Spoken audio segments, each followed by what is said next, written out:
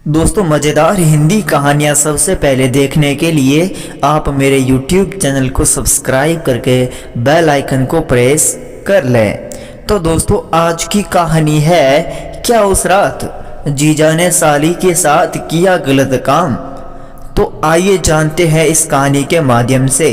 तो चलिए शुरू करते हैं। अमर की शादी में स्टेज पर जब वर और वधू को मालाएं पहनाई जा रही थी, तभी दुल्हन की बगल में खड़ी एक खूबसूरत लड़की ने मुस्कुराते हुए अपनी एक आंख दबा दी तो अमर झेप गया था। शर्मिला होने के चलते अमर दोबारा उस लड़की को देखने की हिम्मत नहीं जुटा पाया। परंतु शादी के बाद जब विदाई का समय आया तो वही लड़की चुहलबाजी करते हुए बोली, मुझे अच्छी तरह से पहचान लीजिए जीजाजी, मैं हूँ आपकी साली रागिनी। दीदी को ले जाने के बाद मुझे भूल मत जाइएगा।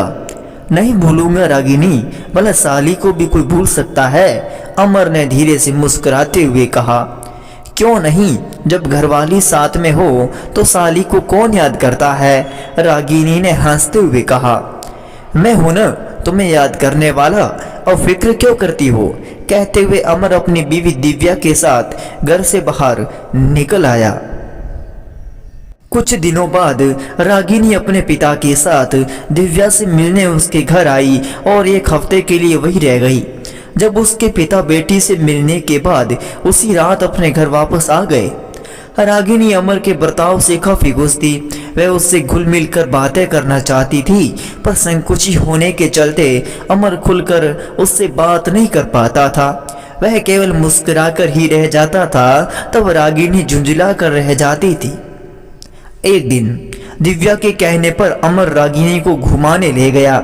जब वह रागिनी को ऐतिहासिक जगहों की सैर करा रहा था तो वह अमर के संग ऐसे चिपक कर चल रही थी मानो उसकी बीवी हो। रागिनी के बदन के छू जाने से अमर अंदर ही अंदर सुलग उठता। उसकी नजर रागिनी के गदराए जिस्म पर पड़ी।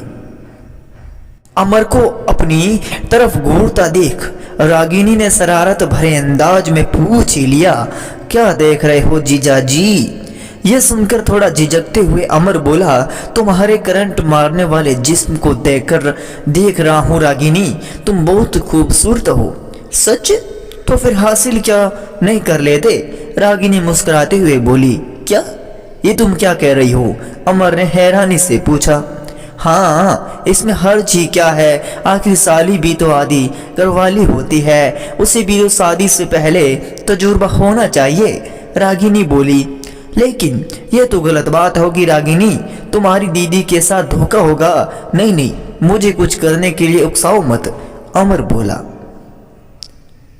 उसकी बातें सुनकर आप भी बहुत भोले हैं जीजाजी, मैं आपको दीदी के सामने कुछ करने के लिए थोड़ी ही उकसा रही हूँ, बल्कि अकेले में। कहते हुए रागिनी ने अपनी बात अधूरी छोड़ दी।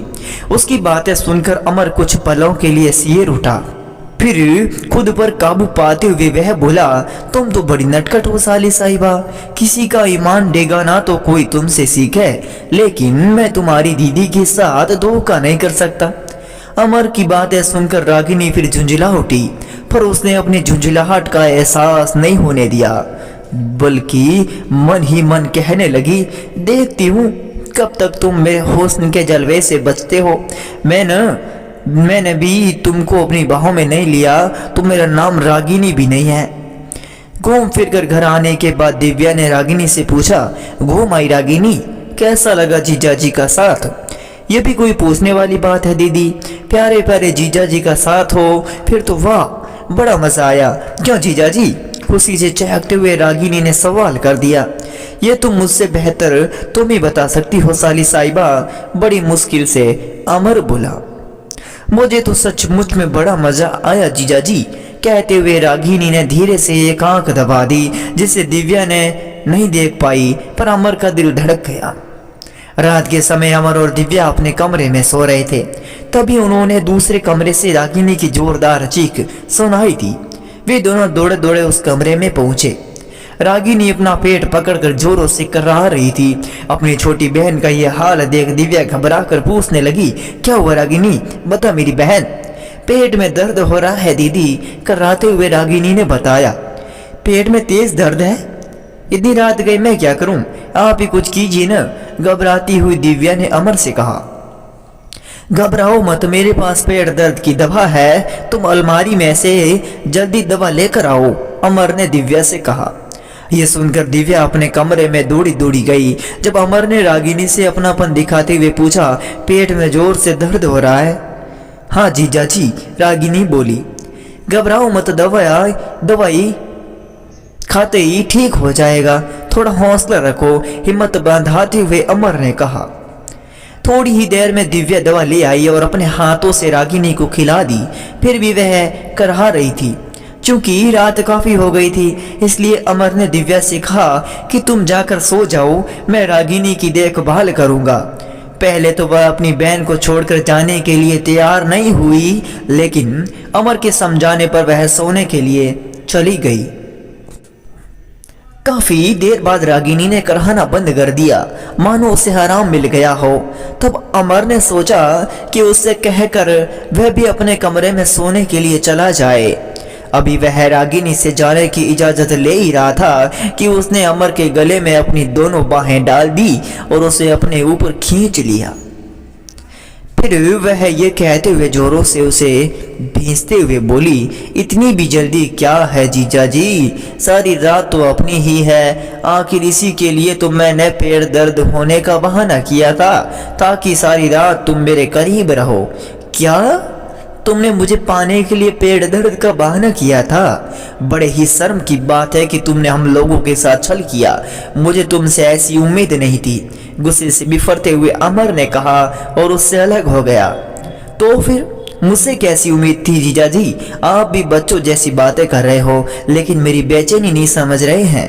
मैं आपके लिए कितना तरस रही हूँ, तड़प रही हूँ, पर आप कुछ समझते ही नहीं हो। साली पर भी तो कुछ जिम्मेदारी होती है आपकी। दिव्या खड़ी खड़ी उनकी बातें सुनने लगी।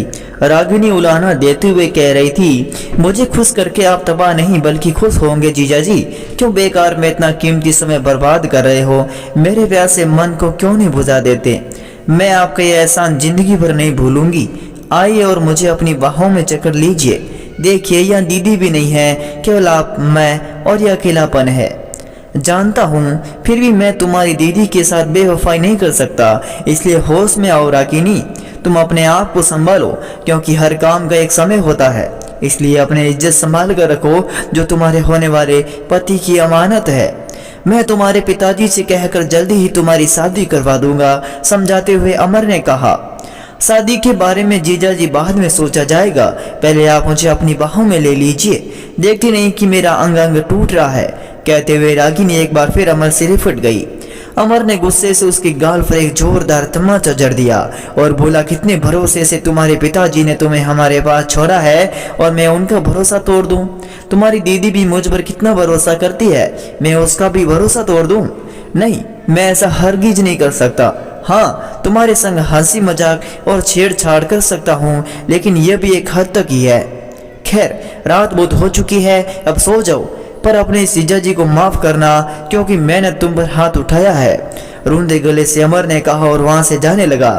तब रागिनी अमर का हाथ पकड़ कर रोते हुए कहने लगी, माफी आपको नहीं, मुझे मांगनी चाहिए जीजा जी, क्योंकि मुझे गलतफहमी थी। मैंने अपनी सहेलियों से सुन रखा था कि जीजा साली के रिश्तों में सब कुछ जायज होता है, लेकिन आपके नेक इरादे देख अब मुझे एहसास हुआ कि मैं ही गलत थी। अपनी इस हरकतों के लिए मैं शर्मिंदा हूँ कि मैंने आपको बहकाने की कोशिश की।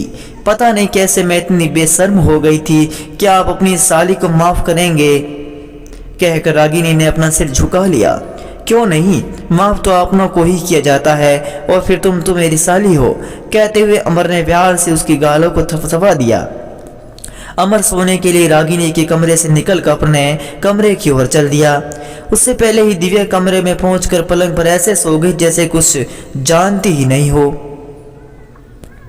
अगले दिन सुबह रागिनी काफी खुश नजर आ रही थी। उसने जागते हुए दिव्या से कहा, दीदी अब मैं घर जाना चाहती हूँ, क्योंकि मेरी पढ़ाई का नुकसान हो रहा है। क्यों जीजाजी मुझे पहुंचाएंगे न घर? अगले दिन सुबह रागिनी काफी अमर ने मुस्कुराते हुए कहा, हाँ हाँ क्यों नहीं जीजा जी, अपनी साली की हर बात का ख्याल नहीं रखेगा तो आपका कौन रखेगा, मैं तुम्हें घर छोड़ कर आऊँगा। उन दोनों की बातें सुनकर दिव्या सोचने लगी कि क्या यही वही कल वाली रागिनी है या कोई और।